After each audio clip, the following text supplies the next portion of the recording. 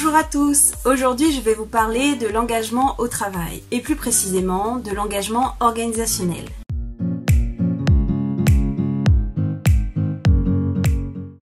D'après vous, pourquoi êtes-vous engagé au sein de votre entreprise? D'ailleurs, que signifie pour vous être engagé au sein d'une organisation? L'engagement organisationnel n'est pas le seul fait de s'investir dans son travail.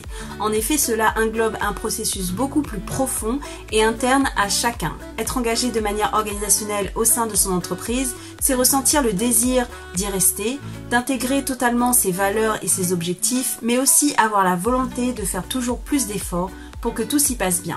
Allen et Meyer considèrent qu'il existe 3 types d'engagement organisationnel. On y retrouve l'engagement de continuité, où le salarié est impliqué pour des raisons purement économiques. Il peut s'agir du salaire, des primes ou encore des avantages, mais cela peut également résulter du coût de départ de l'entreprise.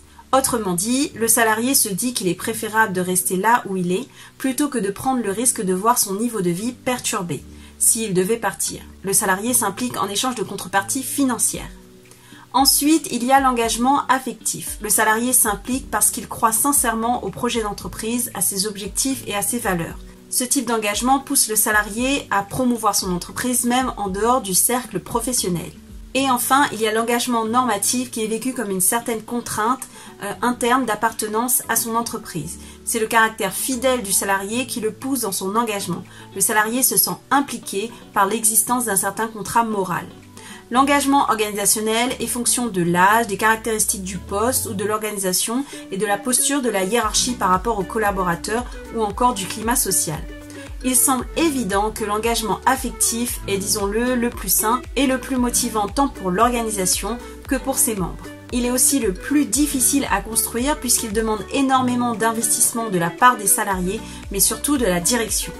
Plus l'engagement est fort, moins l'entreprise souffre de turnover. Au contraire, un engagement faible de la part des salariés met en danger la stabilité de l'organisation et pousse les salariés à certains comportements déviants allant du non-respect des horaires au désir de voir ce qui se trame chez la concurrence. Attention, l'engagement de continuité et l'engagement normatif peuvent être ressentis comme une contrainte très forte poussant les salariés à vivre dans un état de stress. Il est donc primordial de redonner des bases saines à ces implications pour nourrir le sentiment d'appartenance des salariés.